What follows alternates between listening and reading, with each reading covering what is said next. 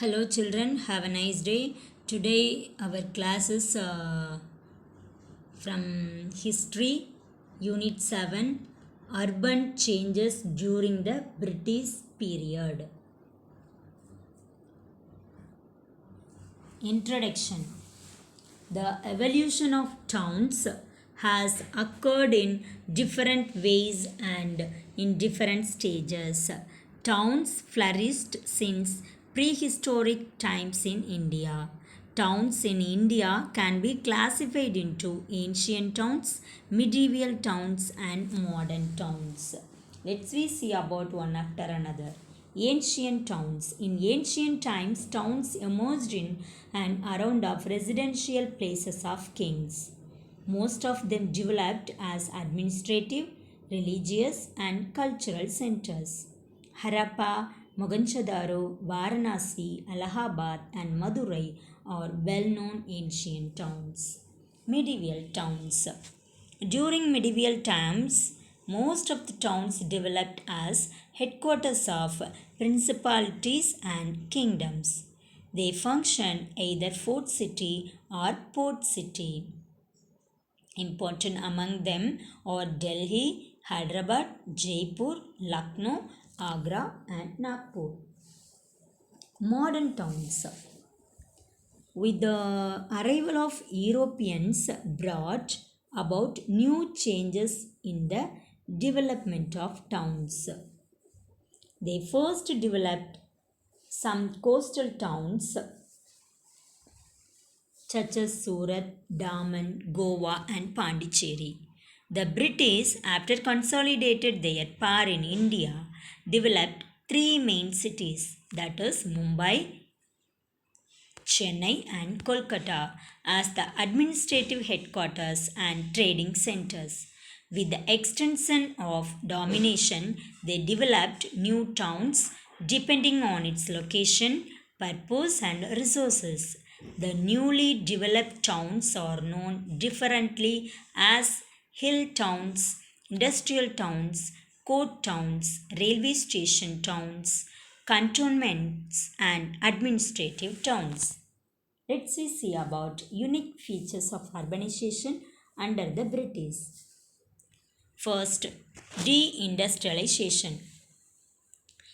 In the beginning of 18th century, the policies of British proved harmful to the process of urbanization.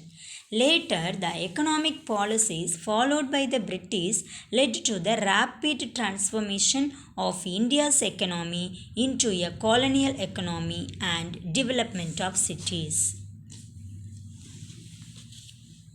With the help of one-way free trade, predominance of British Indian manufacturing industries were destroyed. There was a sudden collapse of the urban handicrafts industry, which had for the centuries made India's name in the markets of the entire civilized world. Towns and cities, long famed for their specialized products, gasped continually shrinking market. As a result, old populous manufacturing lost their previous importance. The entire industrial structure crashed down under the stiff competition of imported goods. The traditional industrial base of Indian cities made by the indigenous handicraft production was destroyed by industrial revolution. The high import duties and other restrictions imposed on the import of Indian goods into Britain and Europe led to the decline of Indian industries. Thus, India became the agricultural colony of Britain. Second one is deurbanization. The transformation of India's economy into a colonial one hit hard the industrial and commercial base of number of towns. The gradual erosion of king's power led to the demise of towns associated with their rule. Another factor which contributed to the decline of the urban centers of the pre-British period was the introduction of the network of railroads in India. The introduction of the railways resulted in the diversion of trade routes, and every railway station became a point of export of raw materials. The railways enabled British manufacturers to reach every nook and corner of the country and uprooted the traditional industries in the villages of the country. Third one is the growth of new urban centers. An urban area one that has a high population density. British developed new centers of trade like Calcutta, Madras, and Bombay on the eastern and western coastal areas. Madras 1639, Bombay 1661, and Calcutta 1690. Cities which the British largely created and fortified. All those were earlier fishing and weaving villages. Here they built their homes, shops, and churches as well as their commercial and administrative headquarters. A new trend of urbanization began in the latter half of the 19th century as a result of the opening of Suez Canal, introduction of the steam navigation, construction of railways, canals, harbors, growth of factory industries, coal mining, tea plantation, banking, shipping, and insurance. Changes in the networks of the trade were reflected in the development of urban centers. Colonial urban development.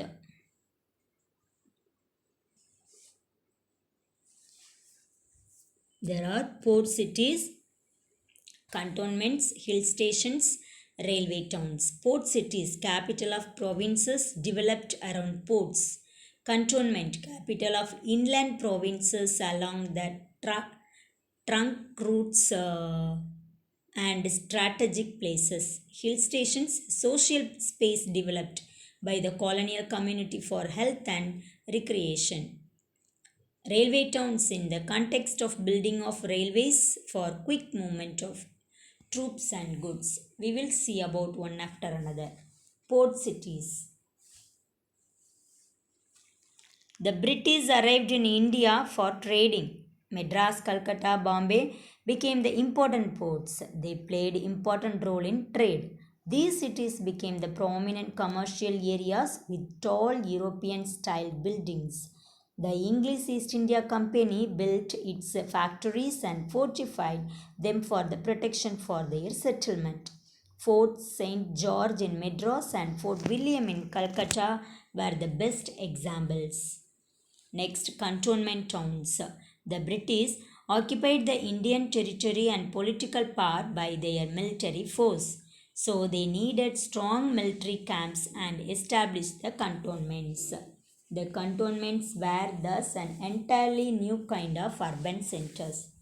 Army people began to live in these places and gradually they were grown up a city. For example, Kanpur, Lahore. Hill stations. Hill stations were distinctive features of colonial urban development. They were few and had a small population and were often visited for specific purpose. For example, Srinagar was a Mughal recreational center. Kedarnath and Badrinath were Hindu religious centers. The British, coming from a cool temperate climate, found the Indian summer season inhospitable. So, the cool climate of Indian hills was seen as protective and advantage. It protected the Europeans from hot weather and epidemics. So they built up the alternative capitals in cool areas like Darjeeling was the alternative of Calcutta, Dehradun was the alternative of Delhi. Hill stations were developed both in North and South India. Example Simla, Nainital, Darjeeling, Uttarakhand and Kodaikanal. Uttarakhand, that is Ooty, Uttaramandalam, Ooty. These hill stations were also developed as sanatoriums. That is, sanatoriums is places for soldiers for rest and recovery from illness. The introduction of railways made hill station more accessible. Next, railway towns. Railway towns were also a type of urban settlements were established in 1853 after the introduction of railways by the British. By the nature of railway transport, all the towns were located on the plains. Example Delhi, Mumbai and Kolkata. Creation of municipalities and corporation. The development of government in the British India may be traced in three distinct phases. First phase, second phase, third phase. First phase year 1688 to 1882. Second phase 1880 to 1920. Third phase 1920 to 1950. Let's see about that. First phase. Municipal government in India has been in existence since 1688 with the formation of Madras Municipal Corporation with the mayor. Sir Josiah Child, one of the directors of the East India Company, was responsible for the formation of the corporation. The Charter Act of 1793 established municipal administration in the three presidency towns. According to the provisions of the Act of 1850, municipalities were formed in northwestern frontier provinces, Oudh and Bombay. Lord Mayo's famous resolution of 1870 intended to afford opportunities for the development of self-government. Second phase. Ripon's resolution on local self-government was a landmark in the history of local self-government. So Ripon is rightly regarded as the father of the local self-government in India, and his resolution as the Magna Carta of local self-government. Third phase. The Government of India Act of 1990 introduced diarchy in the provinces. The Government of India Act of 1935 introduced provincial autonomy. With the attainment of independence in 1947, India had the unique opportunity of making and molding local government to meet the needs of the free nation. Next, we will move on. The topic is administration of the presidency towns. Towards the close 18th century, a parliamentary statute authorized the Governor General to appoint justice of the peace in these towns. After various trials, a system of government was evolved for the three presidency towns, which had the essential features like a large corporation with elected members, a strong independent executive authority with adequate safeguards for checking accounts, and statutory provisions for the performance of essential duties such as sanitation and water supply and collection of revenue, etc.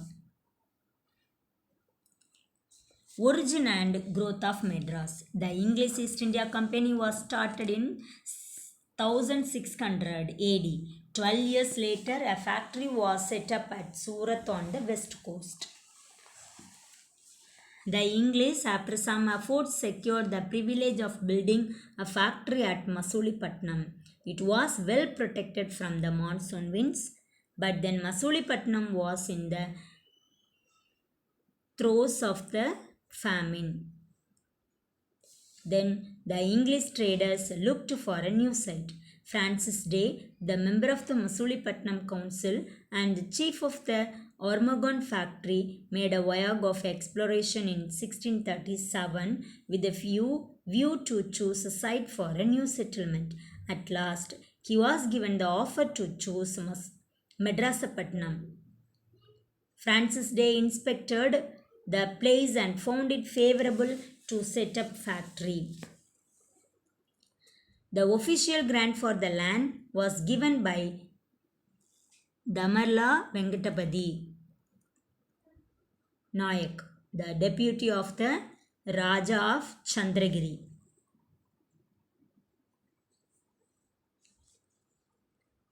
Damarla gave British a piece of land between Kuam River and the Egmore. In 1639, the deed was signed by English East India Company's Francis Day, accompanied by his interpreter Berry Timmappa and superior Andrew Cohen. By this Francis Day and Andrew Cohen, that is, he is a chief of the Masulipatnam factory, was granted permission to establish a factory, come trading post and a fort at Masulipatnam in 1639. This fortified settlement came to be known as Fort St. George Settlement.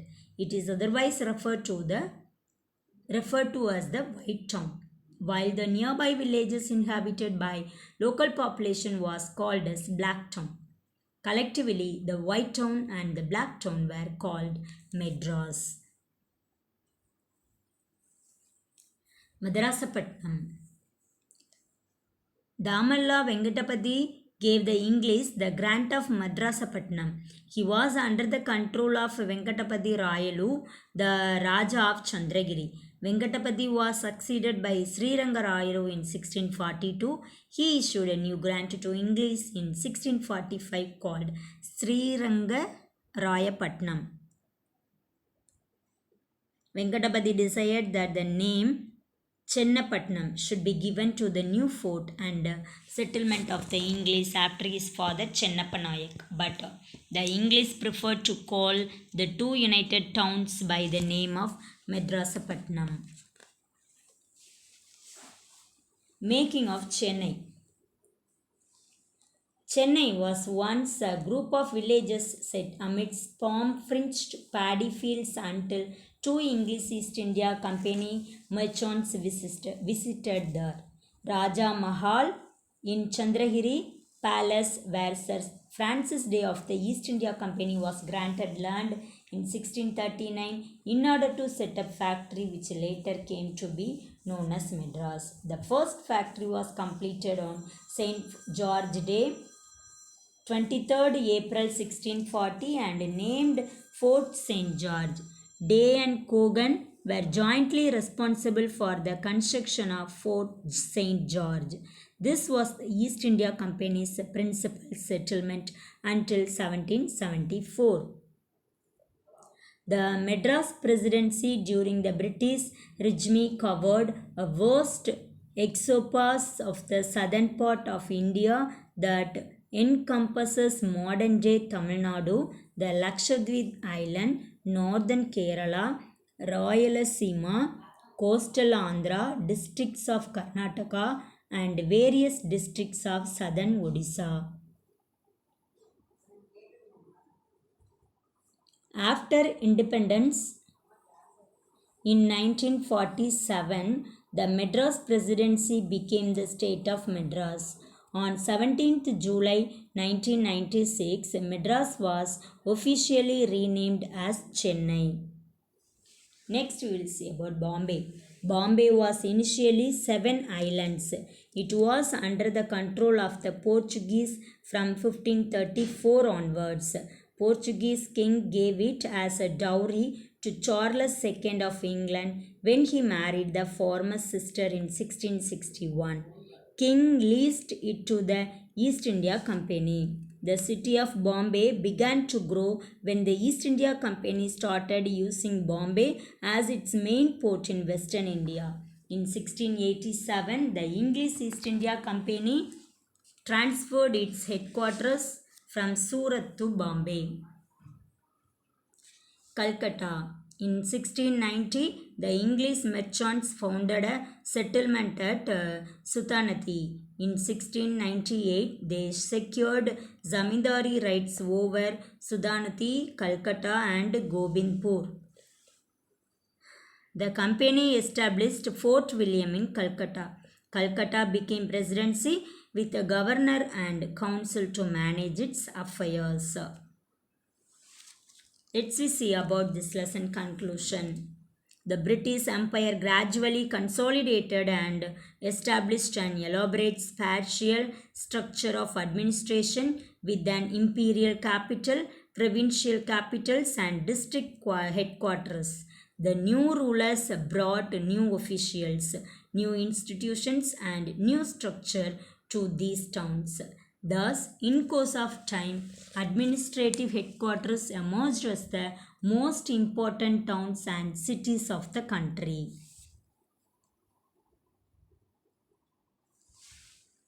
Okay, children, I hope you had understand this lesson. You learned book back exercises which is displayed on the screen.